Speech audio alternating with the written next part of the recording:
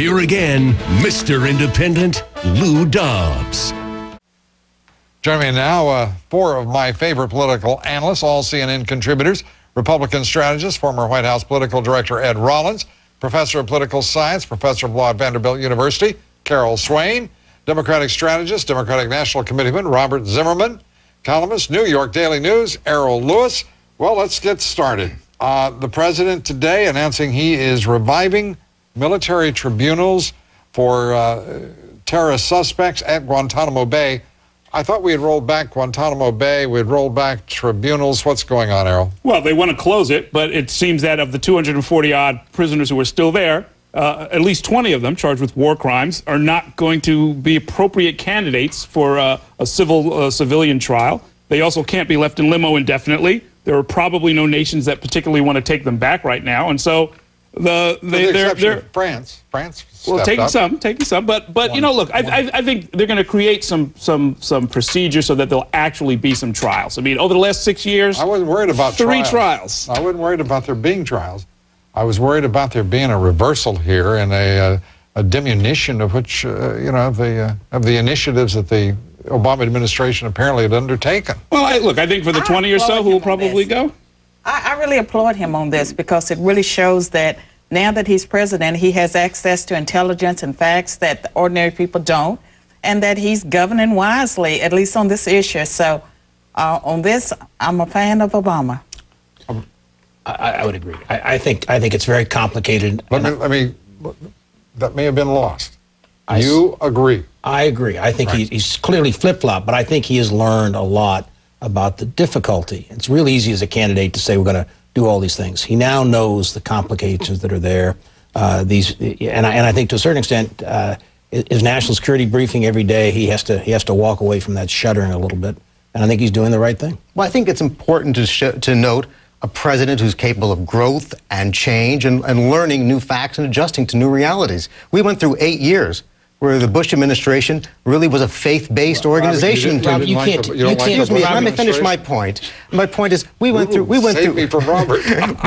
8 years of faith-based analysis when it came to fighting terrorism, not based on facts. That's total crap. But we also faith-based. That's what we were fighting. We were fighting a terrorist. No, we were fighting in Iraq. Go talk to some of your friends who lost people on 9/11, Robert. Go talk to some of your friends. We fought in Iraq under false pretenses. We ignored Al-Qaeda in Afghanistan. We pursued a policy not based upon fighting terrorism. We went in Afghanistan and we fought terrorists, and we're still fighting there. It's a complicated issue. We fought in Iraq based upon an agenda that had nothing to do with fighting terrorism. And I think the difference here right now is Barack Obama understands the essential new ways to fight terrorism. I think he's adjusting to it. But I also think there's a difference between what candidates say and what they actually do when they get in office, and that he made a lot of promises that I hope he doesn't keep.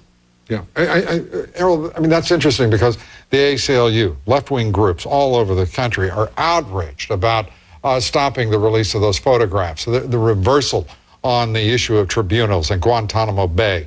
I happen to agree with Carol as well. This is not a flip-flop.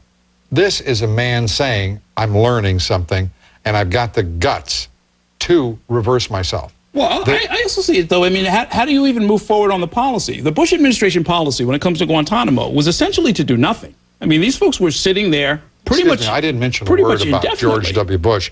I was actually complimenting the President of the United States for reversing his position and taking into account realities which, as Carol may have suggested, he was unaware of as a candidate. That's right. We don't know everything. So what's George Bush got to do with it? Well, no, I got to tell you, I don't see it as a reversal. I mean, if I understand, I'm not talking about reversing from George Bush. I'm talking about walking away from his campaign rhetoric. Not walking, absolutely reversing it. Walking away. I don't know what that means. Let's be clear, though. If there of the 200, I'm trying to be. Of the 240 who are in custody, we're not expecting 240 I'm sitting here saying to you, the trials. President of the United States just did something positive. You're seeming to say to me that he didn't. Now, if you don't like what he did, say so. Well, no, I don't know. Don't walk away from it. I don't know if positive or negative is what's important. I think we should try to avoid. But I think we have to be clear on what has happened. I think you have just reached a new level of etymology that I think we ought to think about. You don't know if it's important for it to be positive or negative when we're coming to the interests of the United States. Well, no, I think we need to understand. You need to understand what has happened. I'm trying to understand you, let alone what's happened. What are you complaining about? I'm not complaining about anything. I'm trying to point out that what I think has happened. What I think has happened. You all can tell me whether it's positive or negative. What I think has happened. I think it's important to remember that when presidents make decisions, they're close calls and they're tough decisions.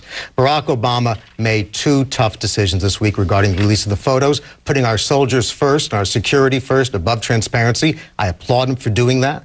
And I think the ideologues go crazy over that. Right. They want to call that a flip-flop. They want to call that, whatever. It's a reversal. That's right. And by the way, adults and men and women in positions of responsibility reverse themselves from time to time and do so.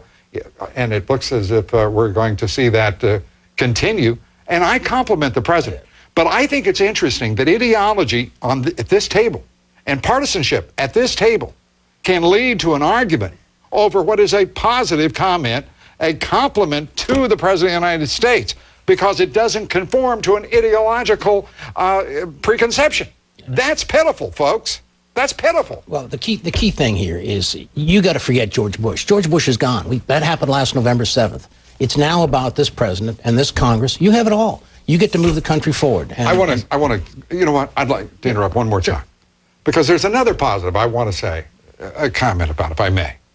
And that is the President of the United States saying to special interest groups, ethnocentric interest groups, and others, back off. I'm going to nominate a person to be Justice of the Supreme Court. Leave me alone. I'm going to make my judgments based on meritocracy. You know, the same way he got to be the editor of the Harvard Law Review. Well, I was going to suggest that trying to tell him what to do on the Constitution is like trying to tell him how to play basketball. Well, this is his home field. Right? I don't know that it is. In point of fact, I think he's very familiar with it. I think he's very knowledgeable, as he is about so many things. But I do think this man's starting to demonstrate he can learn from lots of people. And those who would suggest and try to attach to this man some sort of superhuman qualities, I think you're unfairly binding him and frankly, hamstringing him. This, I think, is a very positive thing. Do you not, Robert? Oh, absolutely. I think one of the great aspects of this administration has been the humility they've shown. When he was elected, he was very conscious of the 47% that didn't vote for him.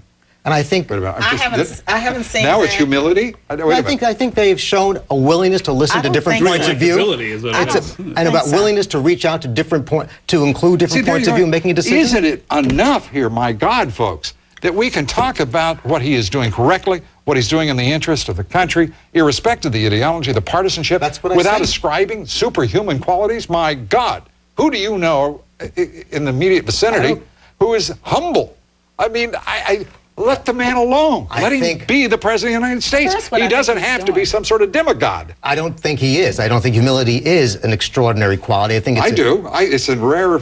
Well, unfortunately, it's in too rare form. Right. But I think we have a lot of people in government, I've met many of them, and Ed has worked with them, who have also been in awe of the office they've held and humbled by it. And I think...